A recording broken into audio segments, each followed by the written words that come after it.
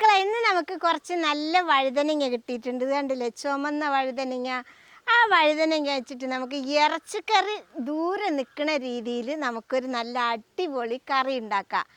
അതാണ്, ആ കറിയുടെ പേരാണ് എണ്ണ കത്തിരിക്ക എന്നാ പറയുക. അതിന് നമുക്ക് എങ്ങനെ ഉണ്ടാക്കുക എന്ന് കാണാം. അതിനു വേണ്ടി ഈ വലിപ്പത്തിലുള്ള 300 ഗ്രാം വഴുതനങ്ങയാണ് എടുത്തിട്ടുള്ളത്. അത് നമുക്കിനി ഒന്ന് ആഴത്തിലൊന്ന് 4ആയിട്ടൊന്ന് വരഞ്ഞു കൊടുക്കാം. വേറുപെടാൻ പാടില്ലേ. വേണ്ടില്ലേ, ഇതേപോലെ നിൽക്കണം. കണ്ടോ, ഇങ്ങനെ.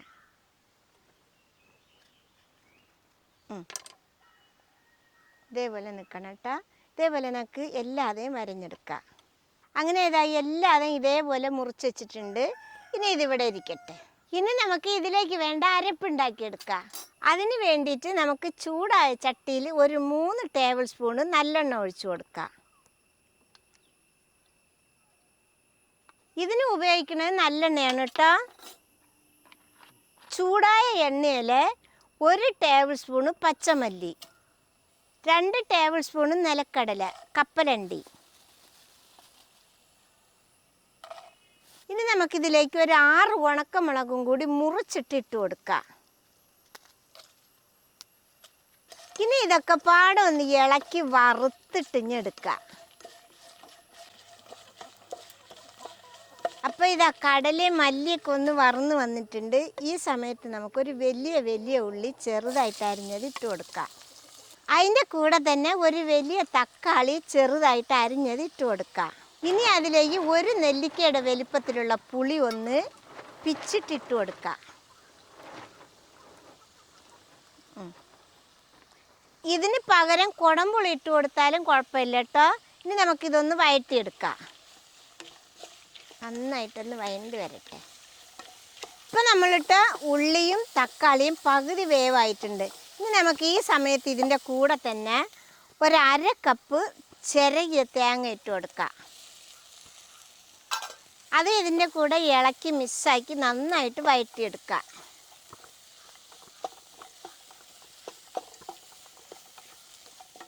ഇപ്പം നമ്മളെ ഉള്ളിയും തക്കാളിയും നന്നായിട്ട് വഴണ്ട് വന്നിട്ടുണ്ട്. ഇനി നമുക്കിതൊന്ന് ഇറക്കി വെക്കാം. ഇതൊന്ന് ചൂടാറിക്കോട്ടെ. ഇത് ചൂടാറിയതിന് ശേഷം ഒരു ജാറിലേക്ക് അങ്ങോട്ട് ഇട്ട് കൊടുക്കാം. ഇനി ഇതിൻ്റെ കൂടെ ഇത് അരയ്ക്കാനുള്ള വെള്ളം കൂടി ഒഴിച്ചു കൊടുക്കാം. ഞാൻ ഒരു 1/2 കപ്പ് വെള്ളമാണ് ഒഴിക്കണത്. ഇനി നന്നായിട്ട് അരച്ച് കൊണ്ടുവരാം. ഇത് കണ്ടില്ലേ മക്കളെ, ഇതേപോലെ നൈസായിട്ട് അരച്ച് കൊണ്ടുവരിക. കണ്ടില്ലേ, ഇതേപോലെ അരച്ചെടുക്കണം കേട്ടോ. ഇനി നമുക്ക് ചൂടായ ചട്ടിയിൽ വീണ്ടും 3 ടേബിൾ സ്പൂൺ നല്ലെണ്ണ ഒഴിച്ചു കൊടുക്കുകയാണ്. എണ്ണ ഒന്ന് ചൂടായി വന്നാൽ 1 ടീസ്പൂണ് കടുക്, ഇനി ഒരു 1/2 ടീസ്പൂണ് ഉലുവ ഇട്ട് കൊടുക്കുക, 1/2 ടീസ്പൂണ് ചെറിയ ജീരകം ഇട്ട് കൊടുക്കുക. ഇനി ഇതൊക്കെ ഒന്ന് പൊട്ടി വരട്ടെ. കടുകൊക്കെ പൊട്ടി വന്നാൽ ലേശം കരിവേപ്പില ഇട്ട് കൊടുക്കുക. ഇനി നമുക്ക് ഇതിൻ്റെ കൂടെ ഒരു 10-12 വെളുത്തുള്ളി ഇട്ട് കൊടുക്കാം. ഇനി ഇതിൻ്റെ കൂടെ ഒരു 15 ചെറിയ ഉള്ളി കീറിയത് ഇട്ട് കൊടുക്കാം. ഇനി നമുക്കിത് നന്നായിട്ടൊന്ന് വഴറ്റിയെടുക്കാം. ഇപ്പം നമ്മൾ ഉള്ളിയും വെളുത്തുള്ളിയൊക്കെ നന്നായിട്ട് വഴണ്ട് വന്നിട്ടുണ്ട്. ഇനി ഈ സമയത്ത് നമുക്ക് നമ്മൾ 4ആയിട്ട് മുറിച്ച് വെച്ച വഴുതനങ്ങ ഇതിലേക്ക് ഇട്ട് കൊടുക്കാം.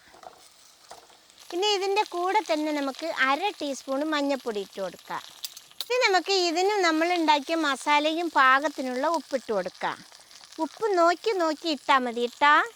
ഇപ്പം ഞാൻ കുറച്ചിട്ട് കൊടുത്തിട്ടുണ്ട്. ഇന്ന് നമ്മുടെ മസാലകളൊക്കെ ഇട്ട് കൊടുത്തിട്ട് നല്ല പാകം ചെയ്തതിന് ശേഷം ഉപ്പ് നോക്കിയിട്ട് വേണമെങ്കിൽ ഇട്ട് കൊടുക്കാം കേട്ടോ. ഇനി നമുക്ക് ഇളക്കി ഒന്ന് വാട്ടിയെടുക്കാം. ഈ വഴുതനങ്ങ ഒന്ന് പകുതി വേവായി വരട്ടെ. അതുവരെ നമുക്കിതൊന്ന് മൂടി വെച്ച് കൊടുക്കാം.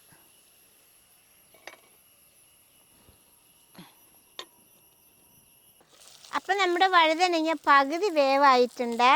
നമുക്കൊന്നുകൂടി ഇളക്കി കൊടുക്കാം. ഇനി നമുക്ക് നമ്മൾ അരച്ച് കൊണ്ടുവന്ന മസാല ഇതിലേക്ക് ഇട്ട് കൊടുക്കാം.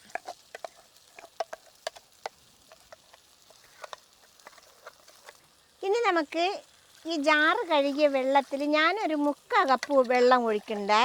ഇത് മസാല നല്ല കട്ടിയായ കാരണമാണ് 3/4 കപ്പ് ഒഴിക്കുന്നത്. അല്ലെങ്കിൽ ഒരു 1/2 കപ്പൊക്കെ ഒഴിച്ചാൽ മതിയാവും കേട്ടോ.